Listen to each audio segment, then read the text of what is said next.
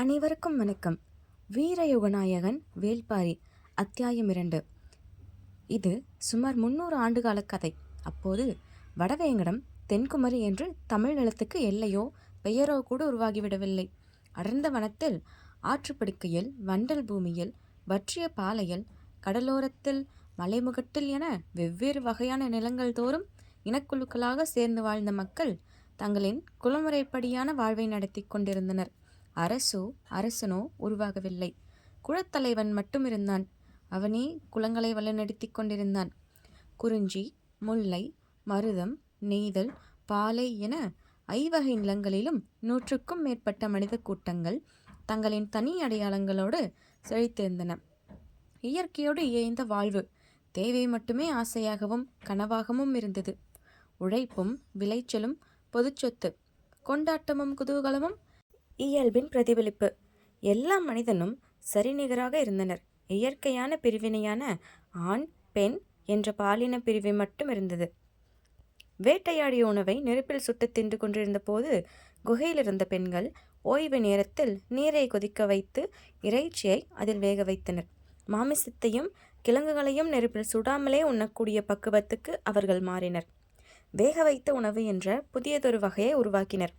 அன்றிலிருந்து நெருப்பில் சுட்ட உணவுகளுக்கு ஆண் உணவு என்று பெயராயிற்று. நீரில் வேக வைக்கப்பட்ட உணவுகளுக்கு பெண் உணவு என்று பெயராயிற்று. ஆண் அவசரத்தின் அடையாளமானான், பெண் பக்குவத்தின் அடையாளமானாள்.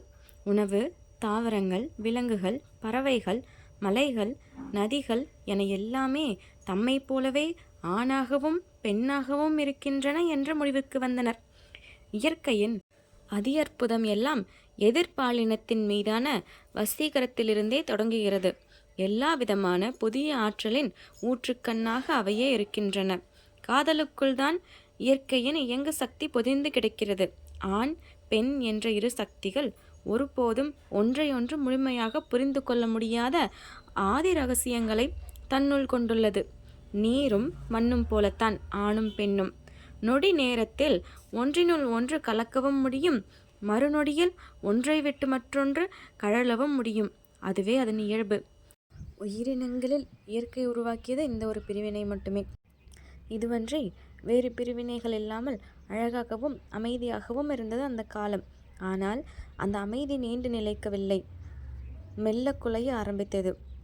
பெரும் மாளிகை சரிய காரணமான ஒற்றை செங்கல் போலத்தான் சொத்தின் மீதான ஆசையும். தனக்கான உடைமை, தனது சந்ததிக்கான சேமிப்பு என ஆரம்பித்த போது குலங்களின் அமைதி குலைய ஆரம்பித்தது. ஏற்றத்தாழ்வுகள் உருவாகின. குலங்களில் வலுத்தவனின் கை ஓங்கியது. வல்லமை பொருந்தியவனின் கைகளில் அதிகாரம் நிலை கொண்டது. வலிமை அடைந்த குலம் பிற குலங்களை அடக்கியாள நினைத்தது. தமிழ் நிலம் எங்கும் இந்த 100கணக்கான குலங்கள் ஒன்றோடொன்று மோதத் தொடங்கின. அடர்ந்த காட்டில் விடாது கேட்கும் இடியோசை போல அந்த மோதல்களின் ஓசை கேட்டுக்கொண்டே இருந்தது. நூற்றாண்டுகளாக குருதியாறு நிற்காமல் ஓடியது. ஆரம்ப காலத்தில் மனிதனுக்கு தேவையான பெரும் செல்வமாக கால்நடைகளே இருந்தன. எனவே கால்நடைகளை அதிகப்படுத்தவே எல்லா குலங்களும் ஆசைப்பட்டன. அடுத்த இனக்குழுவின் கால்நடைகள் இரவோடிரவாக களவாடப்பட்டன.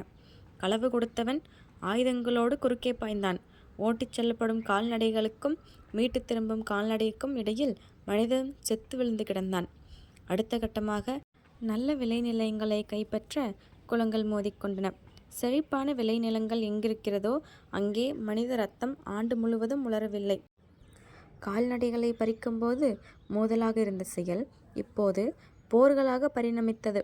ஒரு போர் இன்னொரு போரை உற்பத்தி செய்தது. தொடக்க காலத்தில் தோல்வியடைந்த நாட்டின் வீரர்கள் வெட்டி கொல்லப்பட்டனர். ஆனால் இப்போது அப்படியல்ல. அவர்களின் கைகளும் உழைப்பும் புதிய அரசுக்கு தேவையாக இருந்தன. எனவே அவர்கள் அடிமையாக்கப்பட்டு நுகத்தடியில் பூட்டப்பட்டனர். வீழ்ந்தவனின் நிலத்தை வென்றவன் வாள் கொண்டு உழுது பயிரிட்டான்.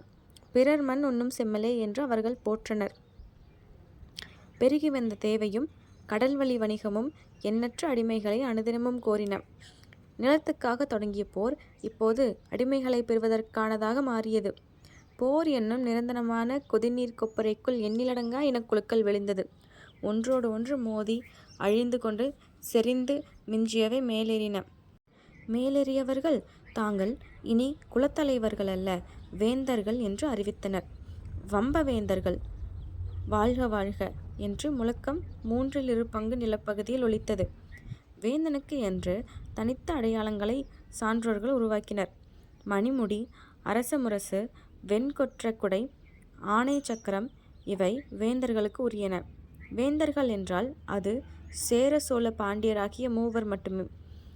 மற்ற எல்லோரும் குறுநில மன்னர்கள் என்று அறிவித்தனர். எந்த ஓர் அறிவிப்பும் ஆட்சிக்கு உட்பட்ட நிலைப்பகுதிக்குத்தான் பொருந்தும். மூவேந்தர்களின் நிலப்பகுதிக்கு வெளியே இருந்த ஆட்சியாளர்கள் இந்த அறிவிப்பை காலிலே மிதித்து காரி உமிழ்ந்தனர். குடவர், அதியர், மலையர், வெயிலீர் என 20க்கும் மேற்பட்ட குலத்தலைவர் வாளேந்தி வஞ்சினம் உரைத்தனர். காவிரி, வைகை, பேரியாறு என ஆற்றங்கரையில் மூவேந்தர்களின் நாடுகள் அமைந்தன. இவர்களின் தலைமையை ஏற்காத சுதந்திர இனக்குழுக்களாக செயல்பட்டவர்கள் பெரும்பாலும் மலை மற்றும் காடு சார்ந்த நிலப்பகுதியை ஆண்டு கொண்டிருந்தார்கள். ஐவகை நிலத்தில் அமைந்த அனைத்து நாடுகளுக்குள்ளும் ஊடுருவி இரத்த நாளங்களாக குறுக்கும் நெடுக்கும் அலைந்து கொண்டிருந்தவர்கள் பாணர் சமூகத்தை சார்ந்த கலைஞர்கள். அவர்கள் பாடிய பாடல்களுக்கும் கூறிச் சென்ற கதைகளும் நிலமெங்கும் பரவி கிடந்தன. அவர்கள் யாழெடுத்து மீட்டி பீரிடும் குரலில் பாடிய போது போர்க்களத்தில் மரணத்தை தழுவியவன் வரலாற்றில் உயிர் கொண்டு உலவினான். அவர்கள் தங்களின் நைந்து போன மேலாடைக்குள் புகழை விதைக்கும் அபூர்வத்தை வைத்திருந்தனர். எல்லோரும் தேவை, புகழ், தலைமுறை தலைமுறையாக சொல்லப்பட வேண்டிய வீர கதையின் நாயகனாக நிலை பெற வேண்டிய புகழ், அதை விதைப்பவர்களாக பாணர்கள் இருந்தார்கள். குலத்தலைவர்களும் சிற்றரசர்களும் பாணர் சமூகத்தை அரவணைத்து அள்ளித்தந்தனர். அவர்களின் ஆற்றலையும் வள்ளல் தன்மையையும் பாணர்கள் விடாமல் பாடினர். இந்த வறிய கலைஞர்களின் வற்றாத குரல் தமிழ் நிலமெங்கும் மிதந்து கொண்டிருந்தது. இப்போது வள்ளல்களின் தலைநாயகனாக பரம்பு நாட்டை ஆளும் வேல்பாரி இருந்தான். அவனது ஆளுகையும் ஆற்றலும் வாரிக் கொடுக்கும் வள்ளல் தன்மையும் நிலமெங்கும் பரவின. நாடுகள் தோறும் பாணர்கள் பாரியை பற்றி பாடலை பாடிக்கொண்டே இருந்தனர். தங்களின் பசியை போக்க யாரும் இல்லாத காட்டுப்பகுதியில் கூட காலில் சலங்கை கட்டி துடிப்பறை முழங்க பாரியை பற்றி பாடினால் பசி மறந்து போவதாக அவர்கள் ஊருக்கு வந்து சொல்லிவிட்டு போயினர். பசித்தவரின் குரலாக பாரி மாறியதால் எல்லா நாட்டுக்குள்ளும் நிறைந்திருந்தான். அதோடு நிற்காமல் அவனது புகழை உச்சத்துக்கு கொண்டு போனது முல்லைக்கு தேரை தந்தான் என்பதுதான். இந்த கதையை கேட்கும்போது ஒவ்வொருவனின் மனதுக்குள்ளும் பச்சிலங்கொடி துளிர்விடுகிறது. இது உண்மையோ பொய்யோ தெரியாது. ஆனால் இந்த கதை என் குழந்தைக்கு, என் சுற்றத்துக்கு, என் சமூகத்துக்கு, என் வேந்தனுக்கு மிக அவசியம் என மக்கள் நினைத்தனர். விளைந்த நெல்லை அறுக்கும் முன்னர் வரி வாங்கக்கூடிய வாளோடு வந்து நிற்கும் வேந்தனுடைய வீரர்களிடம் மக்கள் வரியோடு சேர்த்து ஒரு முல்லை கொடியையும் கொடுத்து அனுப்புவதாக பக்கத்து நாடுகளில் பேசிக்கொண்டார்கள். தமிழ் நிலம் முழுவதும் சுற்றியலையும் பாணர் குழுக்கள் ஒரு முறையாவது பரம்பு நாடு சென்று திரும்பினர். எல்லா மன்னர்களிடமும் பரிசில் பெற்ற பாணர்கள் பாரியிடம்தான் கருணையை பெற்றனர். கருணை வற்றப்போவதே இல்லை. அது அவர்களின் நினைவுகளில் சுரந்து கொண்டே இருந்தது. பாணர்கள் தங்களின் நினைவுகளில் இருந்து மட்டுமல்ல, நினைவு மறந்தும் பாடும் பாட்டாக பாரியின் பாடலே இருந்தது. புகார் நகரில் நாலங்காடியில் காவல் புரிந்த ஒரு வீரன் கடைவீதியில் அலைந்து கொண்டிருந்த பாணர் குழு ஒன்றை பார்த்து கேட்டான். பாரி பரம்பை ஆள்கிறானா அல்லது பாணர்களை ஆள்கிறானா? நாலங்காடிக்கு மிக அருகில்தான் பட்டினம்பாக்கம் இருக்கிறது. அதுதான் சோழ நாட்டு வேந்தனுக்கும் உயிர்க்குடிகளும் வாழும் பகுதி. காவல் வீரன் கேட்ட கேள்வி விரைவிலேயே பட்டினம்பாக்கத்துக்கு வந்து சேர்ந்தது. சிறிது காலத்திலேயே மூவேந்தர்களின் அரண்மனைகளிலும் அந்த கேள்வி எதிரொலித்தது. இந்த கேள்விக்கு தனக்குள் ஒரு பதிலையும் கொண்டிருந்தது. அந்த பதில் மூவேந்தர்களின் உறக்கத்தை குலைத்தது. மூவேந்தர்கள் எனும் பேரரசர்களையும் மீறி நிலை பெற்றிருந்தது பாரியின் புகழ். அவர்களால் பாரியை ஒன்றும் செய்துவிட முடியவில்லை. காரணம் பாரியின் மாவீரம், பரம்பு நாட்டின் நிலவியல் அமைப்பு, படை வலிமை இவையெல்லாம் தான். ஆனாலும் சந்தர்ப்பத்தை எதிர்பார்த்து கொண்டிருந்தனர். இந்த நிலையில்தான் கபிலர் அருக நாட்டை ஆளும் சிறுகுடி மன்னன் செம்பனின் மாளிகைக்கு தற்செயலாக வந்து சேர்ந்தார். அன்றைய தமிழ் நிலத்தின் பெரும் புலவராக விளங்கியவர் கபிலர். கபிலரை போன்ற புலவர்கள் மாற்றரசருக்குள் நுழையவும் அரசனுக்கு அறிவுரை சொல்லவும் போரை தடுக்கவும் அவசியம் என கருதப்பட்ட தாக்குதலை நடத்தவும் காரணமாக இருந்தார்கள். அவர்கள் நிலமெங்கும் சுற்றி அலைந்தபடி இருந்தனர். கடற்கரையில் காய்ந்த மீனும் ஆயர்குடியின் தயிர் மத்தும் இவர்களின் பாடலில் சுவையை கூட்டின. பாலை நிலத்தின் ஊன் சோறும் குறிஞ்சி நிலத்தின் புளித்த கல்லும் தமிழ் கவிதைகளை புறச் செய்தன. கபிலர் பரம்பு நாட்டுக்கும் போனதில்லை, வேள்பாரியையும் சந்தித்ததில்லை. ஆனால் பாரியை பற்றி பாணர்கள் மீண்டும் மீண்டும் பாடிய போது அவருக்கு ஆச்சரியத்தை விட சந்தேகமே வலுப்பெற்றது. எல்லோராலும் அதிகம் புகழ்படும் ஓரிடத்தில் பிழைகள் மலிந்திருக்கும், யாருடைய கவனத்தையும் சிதைத்திருக்கும் ஆற்றல் புகழுக்கு உண்டு. அதற்கு அடிமையாகாதவர்களை அது சந்தித்ததில்லை என்ற அகம்பாவம்தான் புகழின் ஆணிவேர். எனவே புகழால் நிலை பெற்றுள்ள ஒன்றின் மீது இயல்பான கசப்பு கபிலருக்கு உருவாகியிருந்தது. நடுநாட்டு அரசன் வேண்மானை காணச் சென்று கொண்டிருந்த கபிலர் பயணக்களைப்பு மிகுதியால் சற்று ஓய்வெடுத்து செல்லலாம் என்று முடிவெடுத்தார். வாலியாற்றங்கரையில் அமைந்த செம்பனின் அரண்மனையை நோக்கி தேரை ஓட்டச் சொன்னார். பாணர்களின் கூத்தை பகலெல்லாம் பார்த்திருந்த செம்பனுக்கு மாலையில் திடீரென கபிலர் வந்தது பெரும் மகிழ்வை தந்தது. பச்சை நிற குப்பியில் நிறைந்து வழியும் கல்லோடு தொடங்கியது அன்றிரவு. கல்லை பருக தொடங்கியதும் அதன் புளிப்புச் சுவை சற்றே மாறுபட்டதாக இருக்கிறதே என்று உணர்ந்த கபிலர், இது என்ன கல் என்று கேட்டார். தேனிலிருந்து தயாரித்தது, மூங்கில் குழாயில் இட்டு நன்கு புளிக்க வைத்த முற்றிய கல். நாங்கள் இதை தேங்கல் என்போம். உங்களைப் போல புலவர்கள் தேரல் என்று சொல்வீர்கள் என்றான் செம்பன். அப்போது வீரன் ஒருவன் உண்பதற்கான கரித்துண்டங்களை குழிசி பானை நிறைய கொண்டு வந்து வைத்துவிட்டு போனான். அந்த பானையை கபிலர் எடுத்து உண்ண ஏதுவாக அவரை நோக்கி தள்ளி வைக்க முயன்றான் செம்பன். பானையை ஒரு கையால் தள்ள முடியவில்லை. இன்னொரு கையில் இந்த குப்பியை கீழே வைத்துவிட்டு இரு கைகளாலும் தள்ளினான். அதை கவனித்த கபிலர் கல்லை பருகியபடியே கேட்டார். பகலெல்லாம் பாணர்களுக்கு அள்ளி வழங்கியதால் உன் கரம் சோர்ந்து போய்விட்டதா?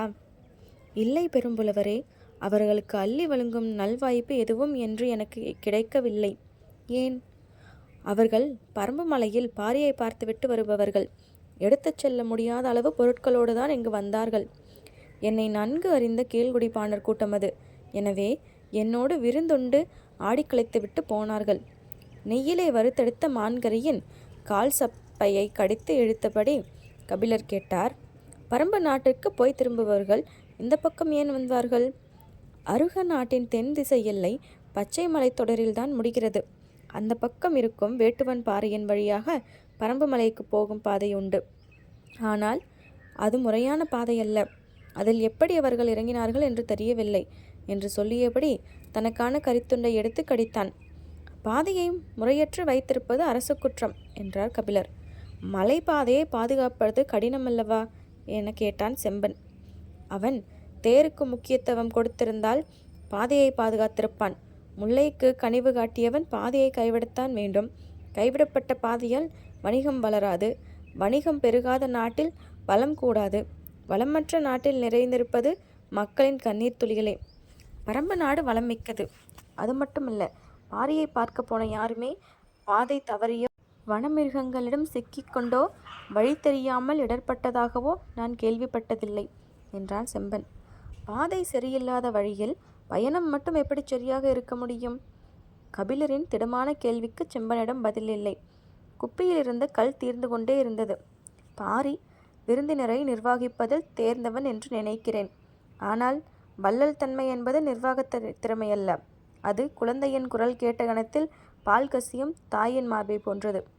நீங்கள் பாரியை வள்ளல் இல்லை என்கிறீர்களா? பாரியை வள்ளல் என்றோ சிறந்த அரசன் என்றோ என்னால் இப்போது சொல்லிவிட முடியாது. தான் பேசும் வார்த்தைகளை உணர்ந்தவாறே கபிலர் சொன்னார். நாளை காலை நான் வேட்டுவன் பாறை வழியாக பரம்பு நாட்டுக்குள் நுழைவேன். செம்பன் அதிர்ந்து பார்த்தான். நடு நாட்டுக்கு அல்லவா போவதாக சொன்னீர்கள்? நாம் தீர்மானித்தபடி எல்லாம் நடந்து விடுவதில்லை. வார்த்தை தான் நம்மை வழிநடத்துகிறது. ஒரு குப்பி கல் பல நேரம் வரலாற்றையே மாற்றியிருக்கிறது. யார் அறிவார், ஒரு கையால் நீ பானையை தள்ளாமல் போனதால் இன்னும் என்னவென்ன நடக்கப் போகிறதோ. கபிலரின் வார்த்தையை கேட்டு செம்பன் ரசித்து சிரித்தான். மறுநாள் காலை கபிலரை பரம்பு நாட்டுக்கு பாதுகாப்போடு அழைத்துச் செல்ல ஒரு படையோடு செம்பன் தயாராக இருந்தான். நான் பரிசோதிக்க நினைப்பது பாரியை, உனது படைபலத்தை அல்ல. கபிலரின் குரல் படையுடன் சேர்ந்து செம்பனையும் சாய்த்தது. தனித்த தேரில் கபிலர் புறப்பட்டார். கபிலர் தனது துணிச்சல் கொண்டு பாரியை அளவிட முடிவு செய்து வேட்டுவன் பாறையின் வழியே மேலே ஏறினார். எங்கு இருந்தோ வந்த நீலன் அவருடன் இணைந்து கொண்டான். இப்போது வரை அவருக்கு பிடிபடவில்லை. அவன் வந்து இணைந்தது தற்செயலா அல்லது நிலைத்த ஏற்பாடா? ஆனால் நீலனுக்கு பிடிபட்டிருந்தது. கபிலர் காலில் ஏற்பட்டது தசைப்பிடிப்பு. அது நேரமாக வலியை கூட்டும். இந்த இடத்தில் ஆபத்து அதிகம். எனவே பேச்சு கொடுத்தபடி விரைவாக தனது குடிலுக்கு அழைத்துச் செல்ல வேண்டும் என்ற முடிவோடு வேகமாக முன்னகர்த்திச் சென்றான். வானில் பறவை கூட்டங்கள் வலசையாக கூடு திரும்பிக் கொண்டிருந்தன. இரவின் வாசல் கதவு திறக்கப் போகிறது. பசுவின் மடுவில் இரவு பால் சுரக்கத் தொடங்கியிருக்கும். மண்ணை பார்க்க முடிகிற வெளிச்சம் இன்னும் எவ்வளவு பொழுது நீடிக்கும் என்று யோசித்தபடி நீலன் விரைவு கொண்டு நடந்தான். கபிலர் ஏதோ கூப்பிடுவது போல் இருந்தது. திரும்பி பார்த்தான். அவர் ஒன்றும் சொல்லவில்லை. ஆனால் அவரது முகக்குறியை அவனால் உணர முடிந்தது. மலை இறக்கம் இன்னும் சிறிது தொலைவுதான், அதற்கு பிறகு சமதரைதான் என்று சொல்லி ஒரு கையை பிடித்து அவர் குதவினான். நான் சிறிது உட்கார்ந்து கொள்ளவா? குரல் தளர்ந்த ஒரு குழந்தையைப் போல் கேட்டார் கபிலர்.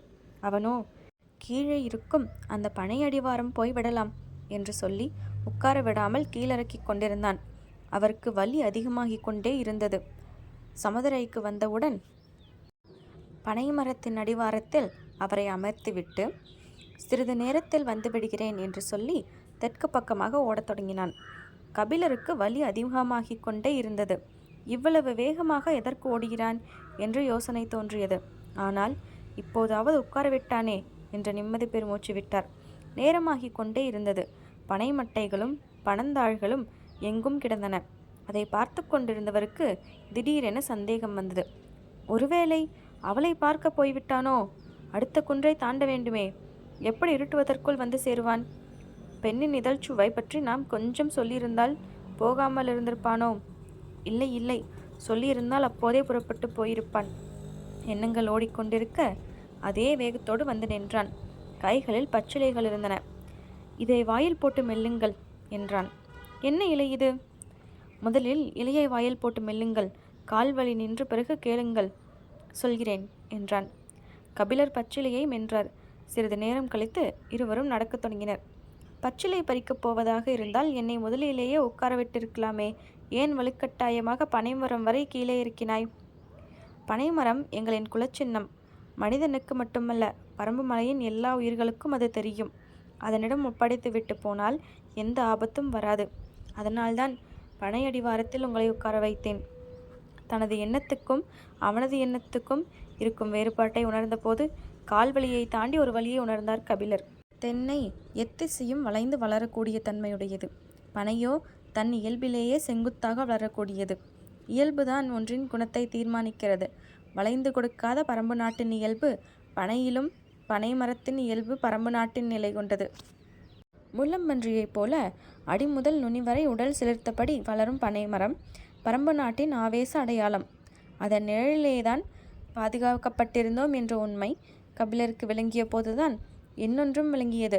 நீண்ட பொழுதுக்கு முன்பே பாரியின் பாதுகாப்புக்குள் தான் வந்துவிட்டோம் என்பது. பரம்பின் குரல் ஒலிக்கும். நன்றி.